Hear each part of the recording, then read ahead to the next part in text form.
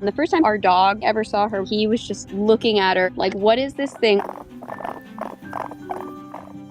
We didn't know how he'd react. We didn't want him to hurt her or anything. Easy, Simon. But he would then do the kind of like dog play stance. Now she thinks she's just this huge dog. It's so funny. She wants to be a part of anything he's doing. I remember she could fit in the palm of my hand, and now we have these two crazy little animals that are just obsessed with each other.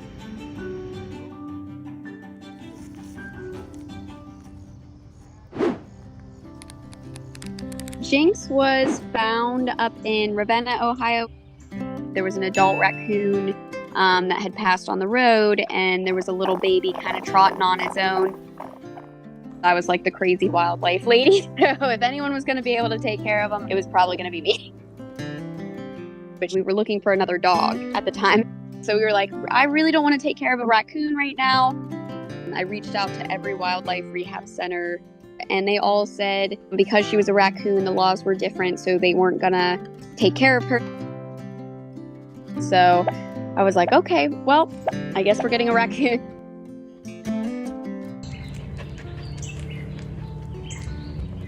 For the longest time, we didn't want to name her.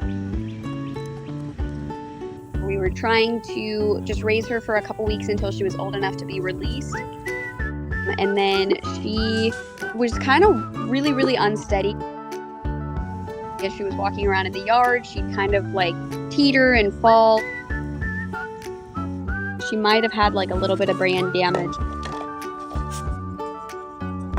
But other than the wobbliness, she doesn't seem to have great survival skills.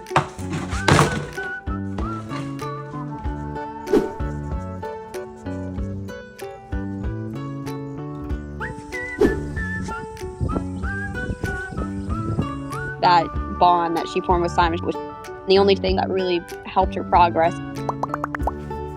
She would look at Simon and try to take off after him. And didn't know what to think, but he would let her catch up to him. I was like, oh my gosh, this is adorable. And so we started interacting them together more and more. It worked out perfectly, even though it wasn't exactly what we expected. Where we didn't really realize how close a raccoon you could get bonded with a dog. And then Jinx came along. It is one of those just stories that you hear about, but you never really think you'll see in person. But here we are. If you are rescuing or thinking of adopting an exotic animal, please make sure to contact professionals and do your research so that they can have the best life possible.